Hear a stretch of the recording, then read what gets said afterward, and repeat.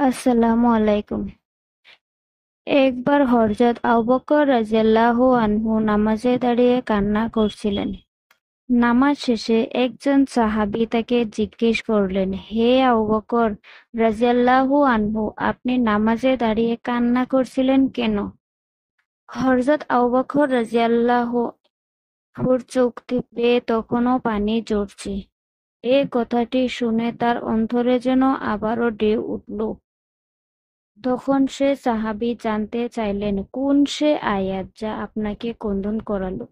তখন আবু বকর রাদিয়াল্লাহু আনহু বলেন, সে আয়াতটি হলো, হে বান্দা, আমি তোমার জানমাল কিনে নিলাম, বিনিময়ে আমি তোমাকে জান্নাত দিয়ে দিলাম।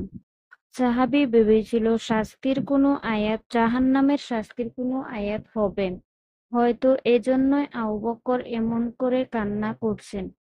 কিন্তু এই আয়াত শুনে সাহাবী একটু অবাক হলেন এবং আবু বকর রাদিয়াল্লাহু আনহুকে জিজ্ঞেস করে বললেন, হে আবু বকর, এত খুশির খবর আল্লাহ তাআলা আমাদেরকে জানমালের বিনিময়ে আমাদেরকে জান্নাত দান করবেন, এখানে কান্নার কি আছে? তখন হযরত আবু বকর রাদিয়াল্লাহু আনহু সেই সাহাবীকে বললেন, হে প্রিয় ভাই আমার, আজকের আগে হলে আমিও এই আয়াতটি পড়ে খুশি হতাম, কিন্তু আজ এমন একটি ঘটনা ঘটেছে যার ফলে আমি কান্না করতে বাধ্য হয়েছি। তখন সেই সাহাবী রাদিয়াল্লাহু আনহু জানতে চেয়ে বললেন, হে আবু বকর, আমাকেও বলুন কি এমন ঘটনা? তখন আবু বকর রাদিয়াল্লাহু আনহু বলতে শুরু করলেন, হে ভাই আমার, একটি কাপড়ের দোকান রয়েছে। প্রতিদিনের মতো আজকেও আমি দোকানে গেলাম, কিন্তু সকালবেলা এক মহিলা আমার দোকানে আসলেন। তিনি বেশ কিছুদিন আগে আমার কাছ থেকে কাপড় নিয়েছিলেন।